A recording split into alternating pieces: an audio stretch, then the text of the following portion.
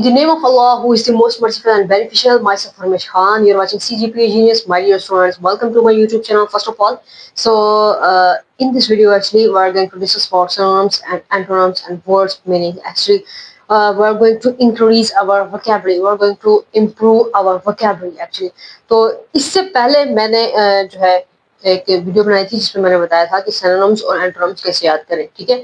और उसके बाद में मैंने जो है वो आप लोगों को सिनोनिम्स और एंटोनिम्स उसी ट्रिक्स से जो है आप लोगों को जो है वो समझाए हुए थे, तो आप लोगों ने उस वीडियो पर जो है काफी ज्यादा व्यूज आए। तो अगर आप लोग ये वीडियो पसंद कर रहे हो, देख रहे हो, ठीक है, आप लोगों को अच्छी लग रही है, तो आप लोग ने कमेंट सेक्शन में मुझे जरूर बताना है, ठीक है, ताकि मजीद फर्दर में ऐसी वीडियोस आप लोगों के लिए बना सकूं। तो चलो शुरू करते हैं माय डियर स्टूडेंट्स। अब यहाँ पर सबसे पहले मैंने ये कहा था कि हमने क्या करना है, ये जो वर्ड है क्रैबिली, ठीक है, इसके सिनोनिम्स के ऊपर या एंटोनिम्स के ऊपर आने से पहले हम इसके मीनिंग्स को जो है वो अच्छे से समझते होते हैं, ठीक है। अब यहाँ पर मुझे पता चल गया कि क्रैबिली का मतलब जो है, क्रैबिली ये एडवर्ब है, ठीक है, क्योंकि इसके एंड में आ रहा है एलवाई, तो पता चल रहा है कि ये क्या है, एडवर्ब है, ठीक है जी। और दूसरी बात मैंने क्या की थी कि अगर कोई एडवर्ब है तो उसके जो सिनोनिम्स हैं या एंटोनिम्स हैं वो भी हम एडवर्ब में देते हैं। जिस तरह से ये क्रैबिली है तो एलवाई है एंड में, यानी ये एडवर्ब है। तो यहाँ पर भी देखो एलवाई है, यहाँ पर भी देखो एलवाई है, यहाँ पर भी देखो एलवाई है, यानी कि इसकी जो सिनोनिम्स हैं या एंटोनिम्स हैं वो भी क्या है, एडवर्ब्स के अंदर आ रहे हैं, ठीक है जी। अच्छा, तो देखिए जी, क्रैबी, ये क्रैबी से निकला है लफ्ज CRABBY, क्रैबी, क्रैबी से निकला हुआ ये लफ्ज, ठीक है। अब इस क्रैबी का क्या मतलब होता है, देखिए ये हो गया हमारे पास एडवर्ब। एडवर्ब की जो डेफिनेशन है वो हम समझते हैं कि एडवर्ब जो है वो वर्ब को भी मॉडिफाई करता है, वो एडजेक्टिव को भी मॉडिफाई करता है। एक एडवर्ब दूसरे एडवर्ब को भी मॉडिफाई करता है। मॉडिफाई का क्या मतलब हो गया कि उसके मीनिंग में इजाफा करता है। किस तरह से, जिस तरह से देखिए इस क्रैबी, क्रैबी का मतलब क्या होता है, बदमिजाज या चिड़चिड़ा। इसका मतलब होता है बदमिजाज, ठीक है जी,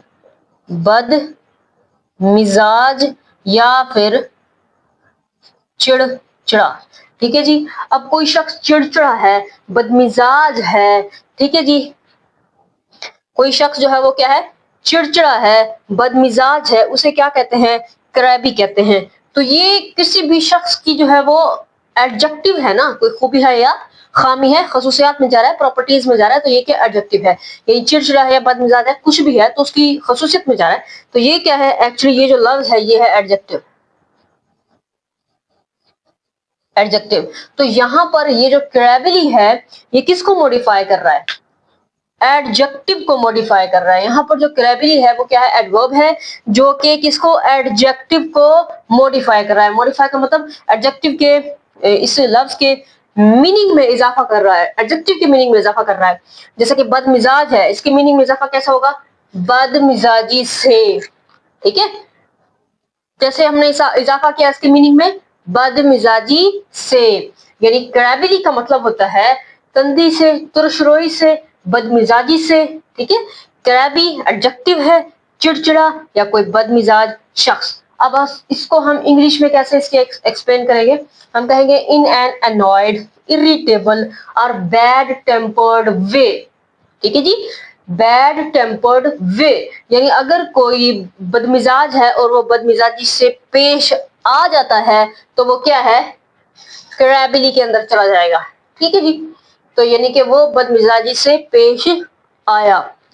अच्छा जी, तो अब इसको एग्जांपल्स में देख लेते हैं किस तरह से हम यूज करते हैं। अब एग्जांपल्स में देखो जी, she is always crabby in the morning, वो सुबह सवेरे हमेशा चिड़चिड़ी होती है, ठीक है। तो यहाँ पर क्रैबी क्या है, चिड़चिड़ी, वो हमेशा सुबह सवेरे चिड़चिड़ी होती है। मोस्टली लोग होते हैं सुबह सवेरे चिड़चिड़े, ठीक है।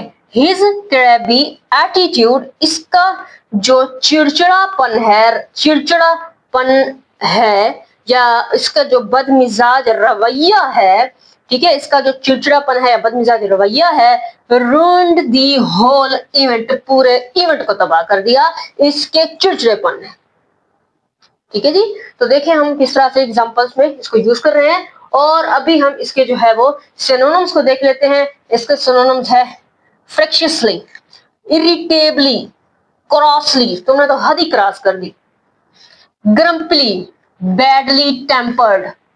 अब इसका एंटोनम क्या हो जाएगा, कोई खुश मिजाज सा बंदा है, ठीक है जी। हैप्पीली, चीरफुली, एमिएबली, गुड नेचर्डली, ठीक है जी। तो ये वर्ड था क्रेबिली। अब हम नेक्स्ट वर्ड की तरफ आते हैं।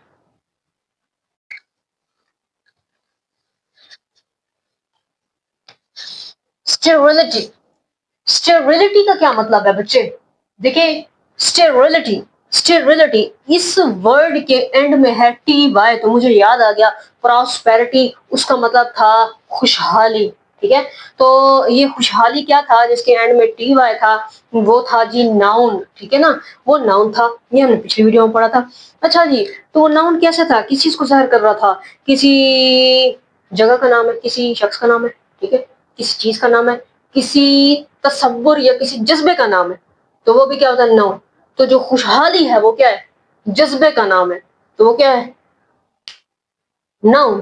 तो अब यहाँ पर देखो एंड में क्या है, टी वाई, तो जिसके एंड, जिस वर्ड के एंड में टी वाई होता है, टी एच होता है, ठीक है, जिस तरह से ग्रोथ है, और जिस तरह से मैंने कहा था आप लोगों को NESS होता है, ठीक है, तो वो क्या होता है एंड में, ठीक है ना, वर्ड के एंड में NESS होता है, तो वो क्या होता है, नाउन होता है। अब ये स्टेरिलिटी जो है, ये मुझे पता चल गया कि नाउन है, पहली बात ये पता चल गया कि स्टेरिलिटी जो है वो क्या है, नाउन है। इसका मतलब होता है बंजर होना या बांझपन। तो बंजर होना और बांझपन को तो हमने स्टेरिलिटी कहा, तो बांझ को क्या कहेंगे, स्टेरॉइल, ठीक है जी, स्टेराइल, STERILE, स्टेराइल। स्टेराइल का क्या मतलब हो गया, बांझ, ठीक है, बांझ। अब ये है बंजर होना, बांझपन, स्टेरिलिटी नाउन है, ठीक है जी। और ये जो स्टेरॉइल है ये क्या बन जाएगा, कोई अगर बांझ है, ठीक है, तो वो उसकी एडजेक्टिव में चला जाएगा, ठीक है जी। तो ये क्या हो जाएगा, एडजेक्टिव। एडजेक्टिव इसका मतलब क्या होता है, ठीक है जी, इसका मतलब होता है, स्टेरिलिटी को इंग्लिश में एक्सप्लेन करेंगे, द क्वालिटी और condition of being sterile, not able to produce children और यंग, ठीक है। स्टेराइल क्या मतलब है इसका, not able to produce children और यंग, ओके। सो अब हम ये देखेंगे कि इस वर्ड को, इस बांझपन को, इस बंजर होना, बांझपन, बांझ को हम एग्जांपल्स में किस तरह से, सेंटेंस एग्जांपल्स में किस तरह से यूज करते हैं। Let's see, the doctor had to ensure the absolute sterility of every instrument before the operation. Oh my God, यहाँ पर जो स्टेरिलिटी है ऑफ एवरी इंस्ट्रूमेंट, इसका क्या मतलब है, ठीक है, इसका क्या मतलब है, the doctor had to ensure, doctor को सबसे पहले क्या करना चाहिए, इंश्योर करना चाहिए कि वो ऑपरेशन जो कर रहा है, ऑपरेट करने से पहले वो जो इंस्ट्रूमेंट्स हैं वो क्या होने चाहिए, हम कह रहे हैं sterility of every instrument. Operation करने से पहले जो भी वो इंस्ट्रूमेंट उठा रहा है, ऑब्वियसली वो क्या होने चाहिए, क्लीनलीनेस होने चाहिए, साफ सुथरे होने चाहिए। तो यहाँ पर जो स्टेरिलिटी का मतलब है वो क्या है, क्लीनलीनेस के अंदर जा रहा है, ठीक है जी। The doctor had to ensure the absolute sterility of every instrument before the operation. Mumps, दूसरी एग्जांपल है, mumps can sometimes cause temporary sterility. जो mumps है, mumps ये क्या है, ये एक बीमारी है, ठीक है, जिससे क्या हो जाता है, सूजन हो जाती है गले में, यहाँ कहीं, या फीमेल की ओवरीज वगैरह में क्या हो जाती है, सूजन हो जाती है। ये एक जो है वायरल इन्फेक्शन है, ठीक है जी। तो इसके जो है खिलाफ कंपेन्स भी चलती हैं, ठीक है जी। MMR वैक्सीन लगाई जाती है जी, मम्स, मीजल, रूबेला, ठीक है जी, MMR वैक्सीन लगाई जाती है इसके खिलाफ। ओके, सो ये जो मम्स है can sometimes cause temporary sterility, ठीक है, ये जो बीमारी है ये टेम्पररी तौर पर स्टेरिलिटी पैदा करती है, बांझपन पैदा करती है। अच्छा जी, अब इसके जो है वो सिनोनिम्स देख लेते हैं। ऑब्वियसली कि ये नाउन है तो इसके जो सिनोनिम्स हैं और जो एंटोनिम्स है वो भी नाउन में होंगे। तो अब देखें सिनोनिम्स, असेप्सिस, इनफर्टिलिटी, TY एंड में है, नाउन है। यहाँ पर देखो NESS एंड में है, नाउन है, ठीक है जी। ये क्या है? चाइल्डलेसनेस, बैरननेस, क्लीनलीनेस, ठीक है जी, यूजलेसनेस। अब इसके जो एंटोनम्स हैं वो क्या हो जाएंगे? इसके एंटोनम्स हो जाएंगे fertility, fruitfulness, contamination, productiveness.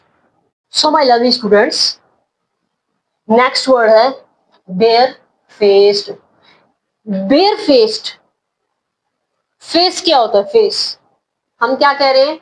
Bare faced. तो वर्ड से ही पता चल रहा है कि ये क्या है? एडजेक्टिव, ठीक है ना। बेयर फेस्ड क्या है? एडजेक्टिव है। ओके, सो इसको क्या कहते हैं? मुंहफट, गुस्सा, ढीठ, बेहया, बेशरम।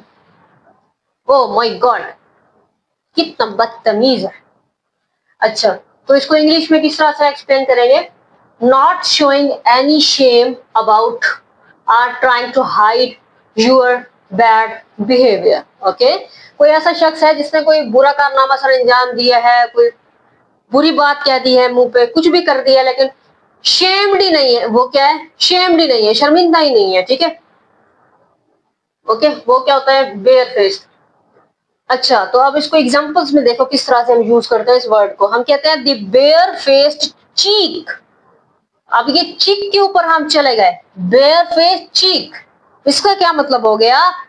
The bare faced cheek of the chief was astonishing, हैरान कुन थी। यानी कि एक तो वो चोर था, उसने चोरी की हुई थी, और दूसरा वो इतनी ढिठाई से खड़ा था कि पता ही नहीं चल रहा था उसके चेहरे से, ठीक है। अब उसके बाद हम इस दूसरे जुमले में किस तरह से यूज कर रहे हैं? His bare-faced disregard। अब देखो यहाँ पर हम बेयर फेस चीक को लेके आए, अब यहाँ पर हम बेयर फेस डिसरिगार्ड कह रहे हैं। डिसरिगार्ड का क्या मतलब है? His bare-faced disregard for the rules, rules को फॉलो ना करना, ठीक है, मानना ना, अमल ना करना, रूल्स की खिलाफ वर्जी करना। Was unacceptable, काबिल कबूल नहीं है। His bare-faced disregard for the rules was unacceptable, ठीक है, क्या था? नाकाबिल कबूल था। ओके, अच्छा, तो अब इसके जो है वो सिनोनिम्स देख लेंगे। ऑब्वियसली ये बेयर फेस जो वर्ड है ये एडजेक्टिव है, तो इसके जो सिनोनिम्स हैं वो एंटोनिम्स हैं वो एडजेक्टिव में होंगे। जैसे कि सिनोनिम्स में फ्लैग्रेंट, शेमलेस, ठीक है, unmistakable, open, transparent, unashamed, bad, blatant. Antonyms इसके देख लेंगे। केयरफुल, के बात करने में भी कोई शख्स जो है वो एहतियात बरत रहा है, ठीक है, केयरफुल, क्विट, खामोश हो गया है, शेम, ठीक है, मोडेस्ट। तो ये इसके क्या हो गए? एंटोनिम्स हो गए। Now my dear students, fricative. Fricative क्या होता है? अब ये फ्राइकेटिव भी इसको प्रोनाउंस नहीं करना, फेरिकेटिव भी इसको प्रोनाउंस नहीं करना, ठीक है, इसको क्या कहना है? Fricative, fricative, okay, fricative, fricative, fricative, okay. इसका मतलब होता है सफीरी या सीटी की तरह आवाज वाला। सांस की रगड़ से अदा होने वाले जो हरूफ होते हैं ना, सीन, शीन, से, इस तरह से। ये क्या इंग्लिश में किस तरह से हम इसको एक्सप्लेन करेंगे? Of speech sound produced by forcing air through a constricted passage। Passage क्या होता है? गुजरने का रास्ता। कंस्ट्रिक्टेड, तंग, यानी कि जब हवा तंग रास्ते से गुजरती है, तंग रास्ते से होकर, तो वो इस तरह की आवाज पैदा होती है, इस तरह से, ठीक है। तो एग्जांपल्स में buzzing bees are an example of a fricative sound, ठीक है। ये तो आप लोगों ने सुनी होगी किस तरह से बजिंग बीज की आवाज होती है। ओके, अच्छा जी, तो अब सिनोनिम्स देख लेते हैं क्या होगा।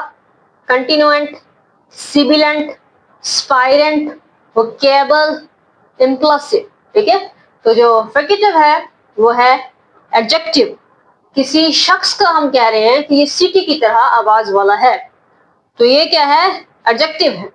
तो इसके जो सिनोनिम्स हम देख रहे हैं वो एडजेक्टिव में है, ठीक है जी। कंटिन्यूएंट है, सिबिलेंट है, स्पाइरेंट है, वोकेबल, इम्प्लोसिव। अब यहाँ पर सिनोनिम्स में इम्प्लोसिव है, एंटोनिम्स में प्लोसिव है। ठीक है जी,